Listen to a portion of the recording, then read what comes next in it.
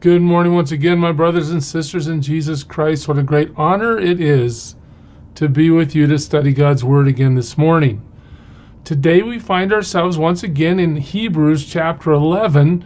We've looked at so many heroes of faith in this chapter. The author of Hebrews is trying to convince the Jewish audience, whether they've received Christ or haven't received Christ, that the Messiah is the fulfillment of what was happening in the Old Testament. And one of the ways he brings that to the forefront is to say, look, all the heroes that you Jewish audience believe in, they all came to Jesus, or they came to God by faith. They all were saved by faith. They all trusted God. It wasn't about rule keeping. It wasn't about having the appropriate heritage. It was about faith.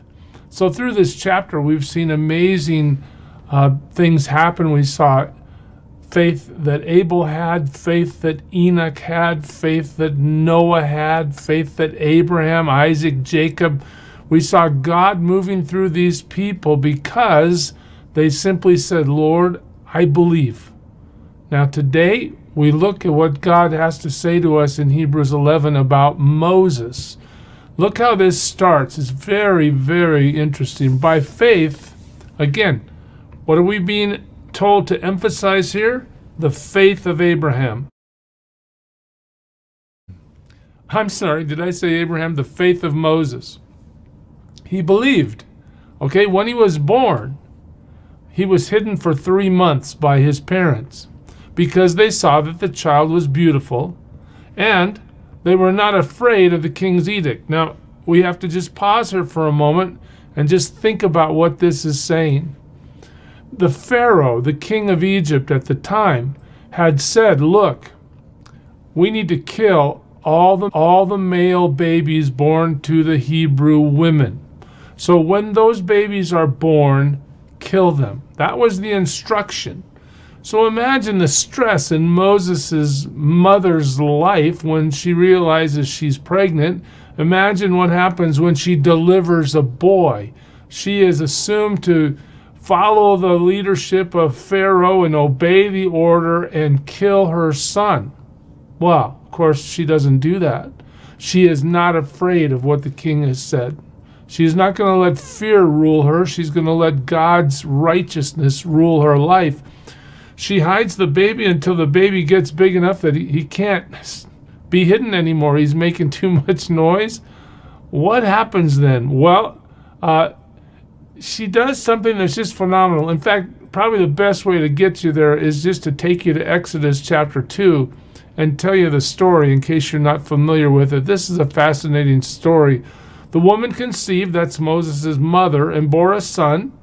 And when she saw that he was a fine child, she hid him for 3 months. And when she could hide him no longer, she took for him a basket and made of bulrushes and daubed it in bitumen and pitch. That means she made it so it would float.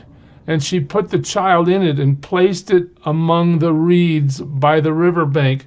Just a little side note while we go through this word in Hebrew called a basket is the same word used for ark. Think about that. God delivers Noah from his judgment against sin through the ark, right? Noah built an ark. We studied that a few days ago. Now, Moses is put into the same word. It's a basket, but it's called an ark. God is going to use Moses to deliver his people from the bondage of slavery in Egypt.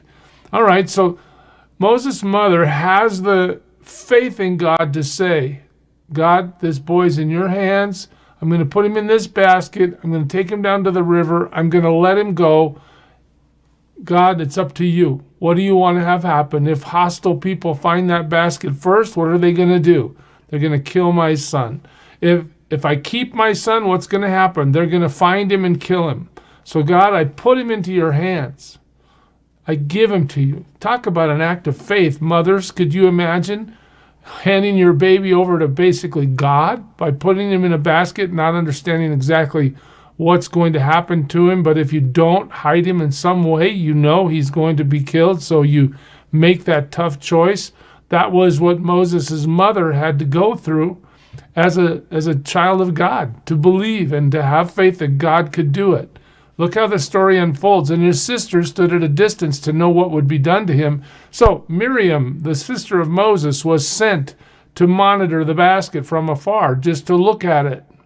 Now the daughter of Pharaoh came down to bathe at the river, while her young women walked beside the river. She saw the basket among the reeds, and she sent her servant woman, and she took it. What does God do? The basket's by the river.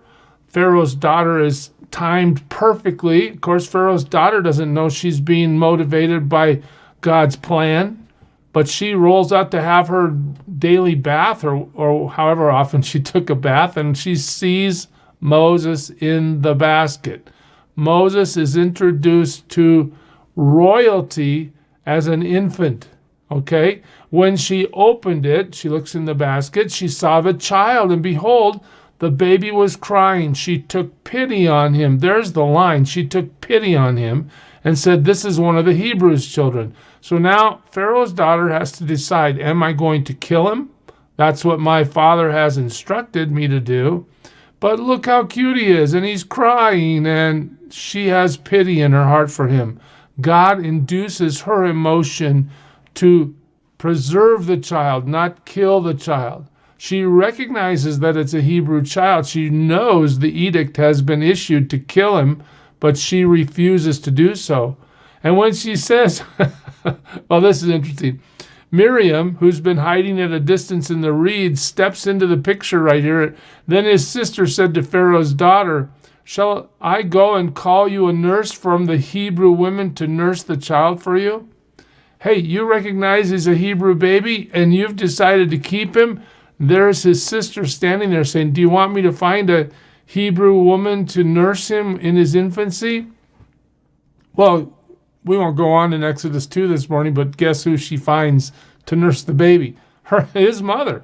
So Moses is brought right back to his mother's side to be raised until Pharaoh's daughter calls for him. Now, when Pharaoh's daughter calls for him, then Moses will spend years in the Egyptian educational system and in the very presence of Egyptian royalty. He's adopted into their family. When Stephen is being stoned in Acts 7, he gives us this insight.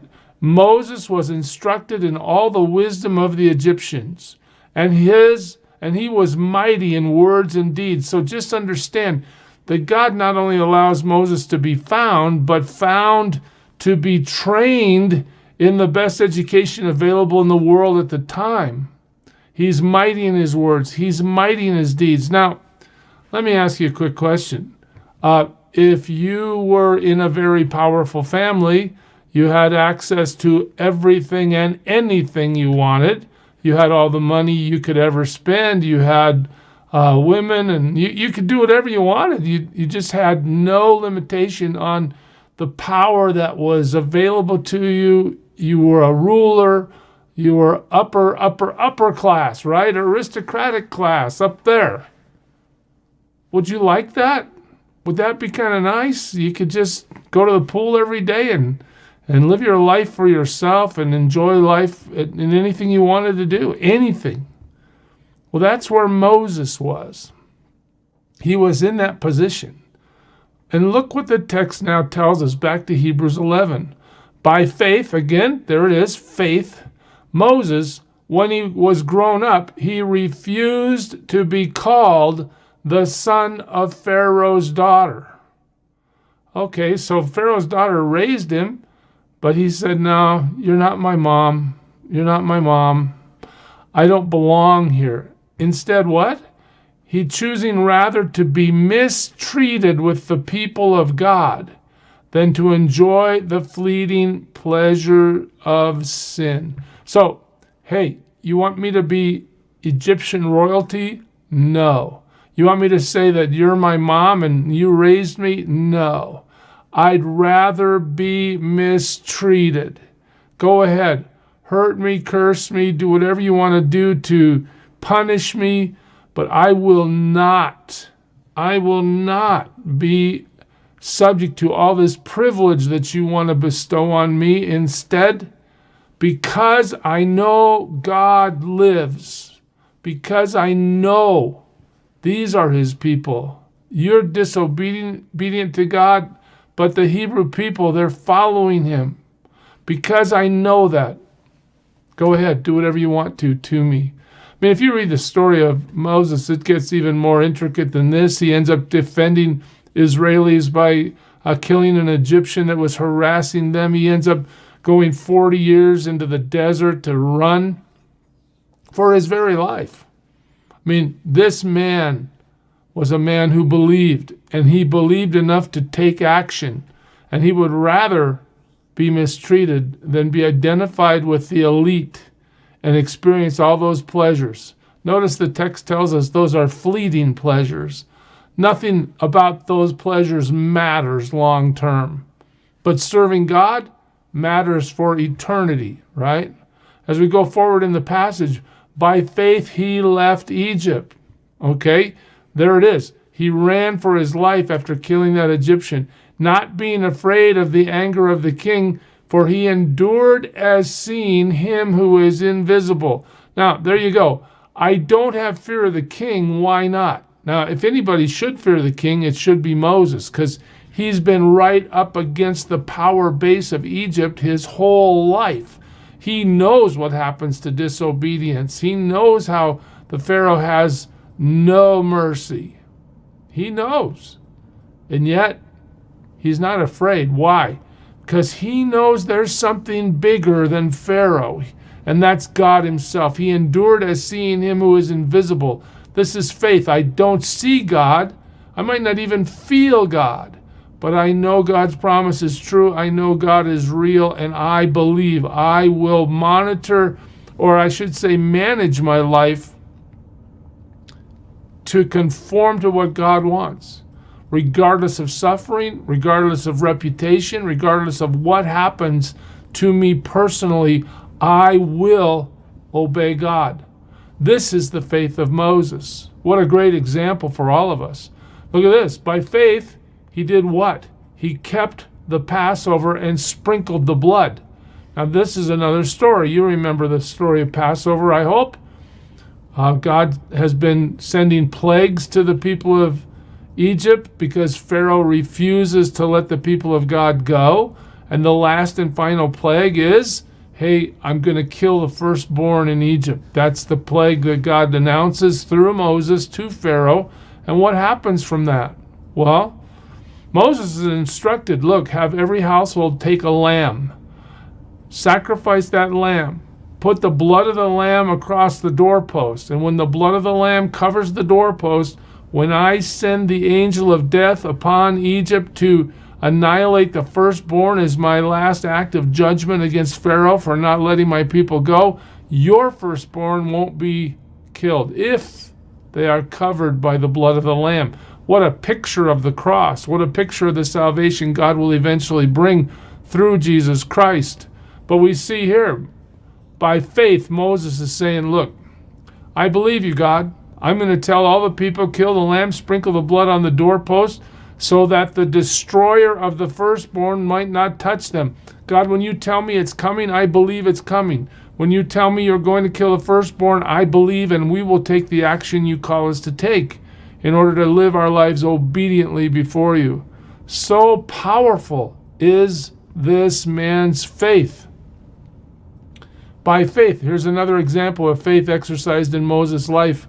By faith, the people crossed the Red Sea as on dry land. Now, imagine the faith this takes when you're standing there with the Egyptian army pursuing you from one side, and here's the Red Sea on the other side, and God, what should we do? Here they come. There's a whole army about to kill us. What do we do? Remember what God says, Moses, why are you talking to me? Hit your staff on the water and watch what I do. The waters part. The whole nation of Hebrew people walks through the Red Sea on dry ground. This is a miracle beyond miracles, isn't it? That physical nature is altered by the power of God to save his people. Moses was the leader of the people through that experience. But the Egyptians, when they attempted to do the same, were drowned. God killed the enemies of his people as they tried to take advantage of the miracle God did for his people. I mean, it's just so phenomenal to see the faith of Moses. He is a man that you could study for a long time. These are the verses the Hebrew writer instructs us in regarding his life. But what I want you to see today, what we need to really think about, I believe, in our own hearts, is, do we trust God over all others? Moses had opportunity for comfort. Moses didn't need all the hassle he had in his life. Can you imagine spending 40 years in a desert tending sheep because you thought you were serving God and things didn't work out the way you thought they would? Wouldn't you think your life was over? And yet, God in his mercy meets Moses in a burning bush in Exodus 3, tells him his plan, and Moses ends up following God obediently to deliver the people. Moses is given the law of God. God works when we put our highest priority on God. When we say, we believe you, we're going to obey you, no matter what the world tells us to do, no matter what our sense of comfort or our own sense of safety might drive us to. God, we believe in you. And if you say go, we're going to go. If you can part the Red Sea for the Hebrew people as they flee Egypt, you can do whatever miracle we might need in our lives to glorify your name through us. We will follow. That's such a strong point for us today. I hope you hold on to it, meditate on it. Church, serve him well today. God bless you. Who is it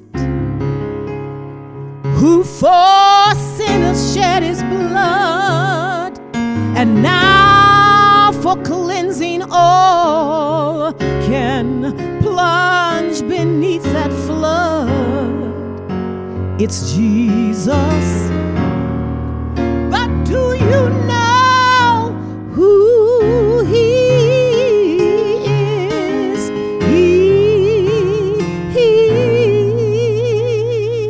He's the image of the invisible God, and he's the brightness of his glory, the first, the last, the future, the past. He is God.